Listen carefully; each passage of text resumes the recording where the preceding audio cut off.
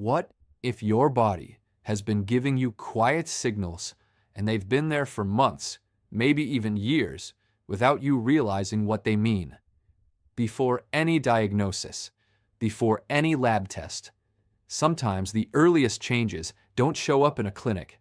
They show up in your daily life, and very often, they show up in your feet. Most people believe that diabetes only becomes real the moment it appears on a blood test. You go in for a checkup, the results come back, and that's when you find out. I understand why people think that. But in reality, your body often starts sending signals much earlier. They're just subtle, easy to ignore, easy to explain away. Let me tell you about someone I'll call Michael. He was 67, active, independent, no major complaints. He came in for a routine visit, nothing urgent. Before we even talked about lab work, I asked him a simple question. How have your feet been feeling lately? He paused for a second. Then he said, well, sometimes they feel a little numb. But I figured that's just part of getting older. That answer is something I hear all the time, but here's the part that stood out. He didn't just have one small change. He had several. Things he had noticed, but never connected together. When we ran his blood work, his blood sugar levels were already well above normal. And based on his symptoms, this hadn't started recently. It had likely been developing quietly for quite some time. This is more common than people realize. Many individuals live with elevated blood sugar without knowing it, because the early signs are easy to overlook. And some of the most noticeable ones appear in the feet. In this video, I'm going to walk you through 9 signs that may appear in your feet before many people ever receive a diagnosis. For each one, I'll explain what people usually assume it is, what may actually be happening in the body, and simple habits that can support your health. It's about helping you recognize patterns earlier, because awareness gives you options. Now, before we go further, I want to be clear about one thing. These signs do not confirm a diagnosis on their own. If you notice any of them, the next step is always to speak with a healthcare professional, and if needed, check your blood sugar. Think of this as information, not a conclusion. Now let me ask you something. Have you ever noticed changes in your feet that you didn't really think much about? Maybe something small, something that didn't seem important at the time? Keep that in mind as we go through this. Let's start with one of the most common signs people experience, and almost always dismiss. Let's start with something that almost everyone has felt at least once. A slight tingling, a pins and needles sensation, or that feeling like your foot just fell asleep. Most people don't think much of it. They assume it's because they were sitting too long, or crossed their legs, or just need to move around a bit. And sometimes, that's exactly what it is. But I recommend paying attention to one detail. Is it happening often, even when there's no clear reason? Because when that sensation becomes frequent, or starts appearing without a trigger, it may be your body trying to tell you something. This kind of recurring tingling or numbness is often related to how your nerves are functioning, and your nerves rely on a stable internal environment to work properly. When blood sugar levels remain elevated over time, it can begin to affect the outer structure of those nerves. Not all at once, but gradually. I usually explain it like this. Imagine a wire that carries signals from one place to another. That wire has a protective layer around it, allowing signals to travel clearly and efficiently. If that outer layer becomes damaged, the signal doesn't disappear. It just becomes distorted. And that distortion can feel like tingling, numbness, or unusual sensations. At first, it might come and go, but over time, it may become more noticeable. And because it develops slowly, many people simply adapt to it instead of questioning it. If you've noticed this happening more than occasionally, it's worth paying attention. Now let's move to the next sign, one that many people describe as far more uncomfortable, especially at night. Some people say it feels like heat or burning right in the soles of their feet. And what makes it more frustrating is that it often shows up when everything is quiet, when you're trying to rest. There's no distraction, just the sensation itself. It's easy to assume it's caused by fatigue or being on your feet all day. But when this feeling becomes consistent, especially in the evening or at night, it may be related to how your nerves are sending signals. When nerves are under stress, they don't always go silent. Sometimes they do the opposite.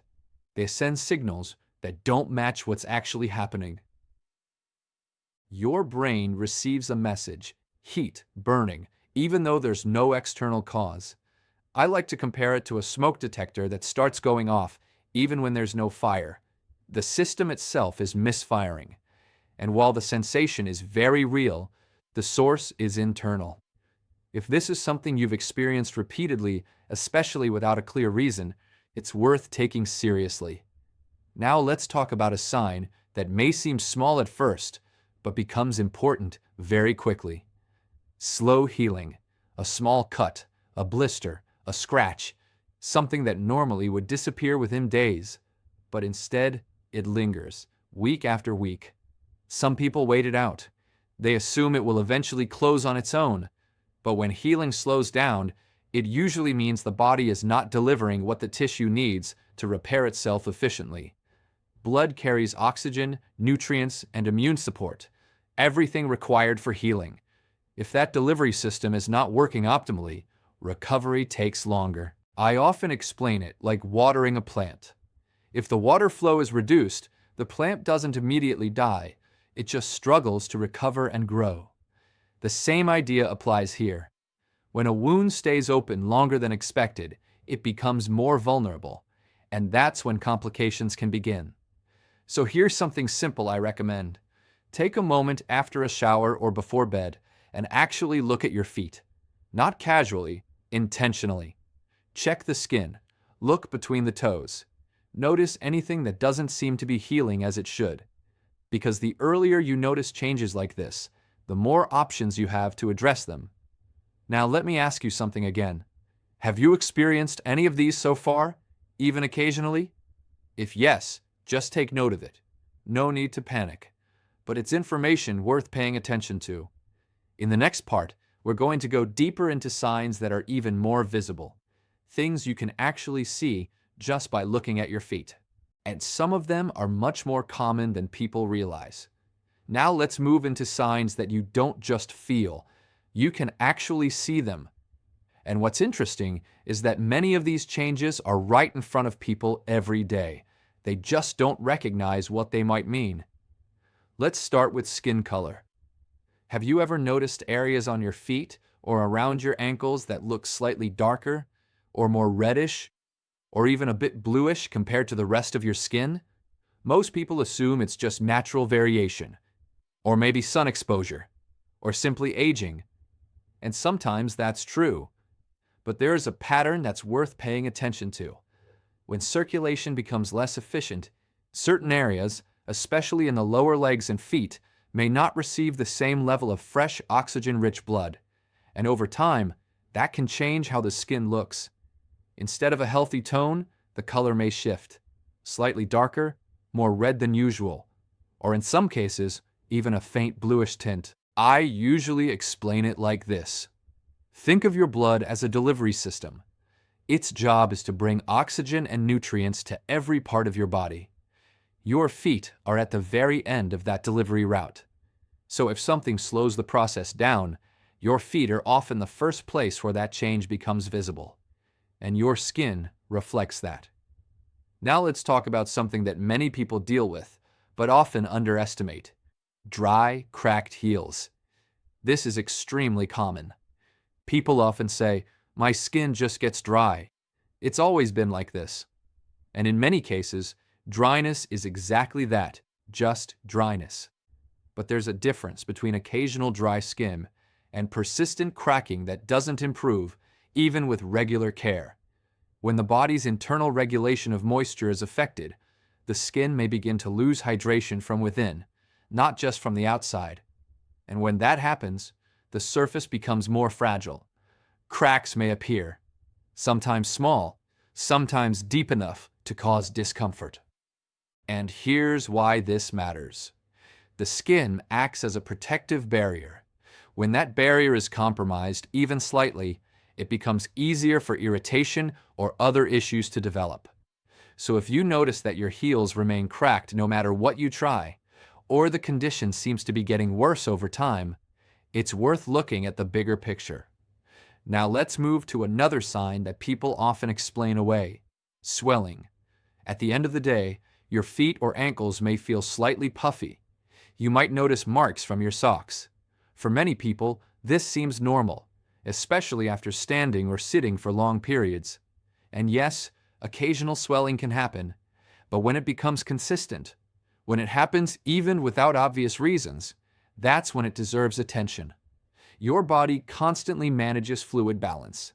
When that balance shifts, fluid may begin to collect in the lowest parts of your body, and that's usually the feet and ankles. You might press gently on the skin and notice that it takes a moment to return to normal. That's a sign that fluid is not moving as efficiently as it should.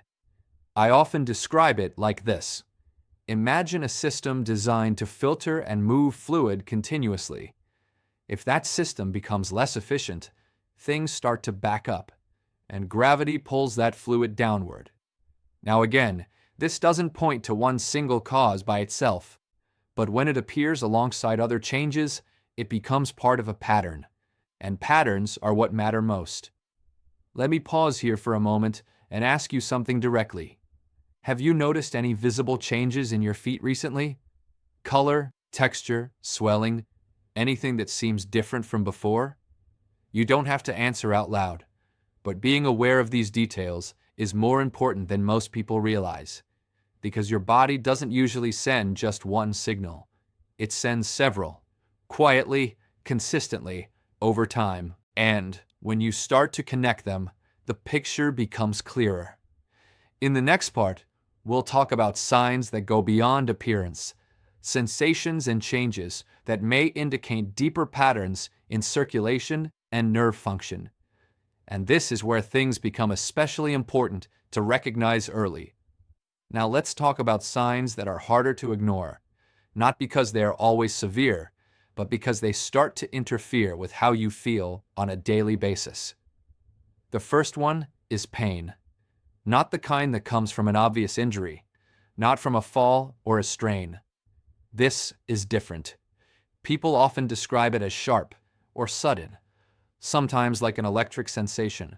It can come and go, or appear more strongly at night. And what makes it confusing is that there's no clear cause. So most people assume it's something like joint discomfort, or just part of getting older. But in some cases, this type of sensation may be related to how nerves are functioning. When nerves are affected, they don't always lose sensation completely. Sometimes they become overly active.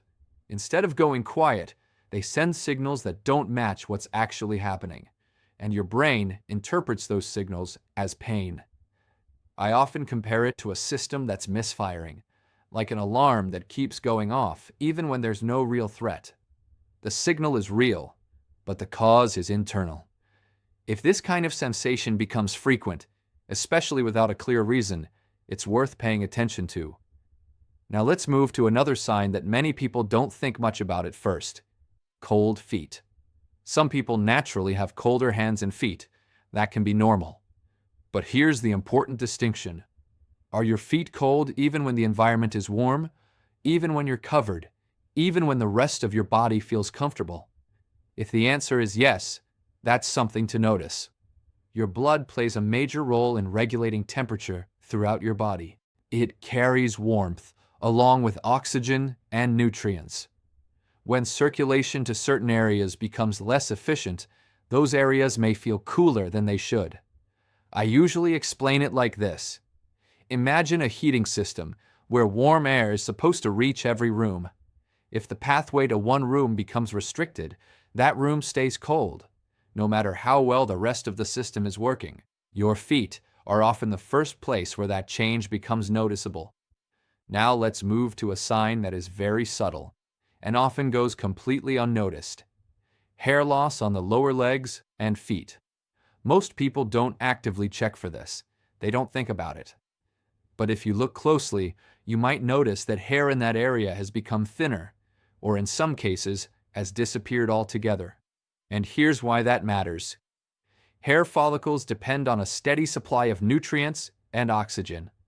If that supply is reduced over time, the follicles gradually stop producing hair. It doesn't happen suddenly, it fades, which is exactly why it's easy to miss. I like to describe it as a slow signal. Not dramatic, not urgent, but still meaningful. Now I want to pause for a moment and bring everything together. We've talked about several signs, some you can feel, some you can see. Each one on its own may not seem like a big deal, but when multiple signs appear together, that's when it becomes important to pay attention.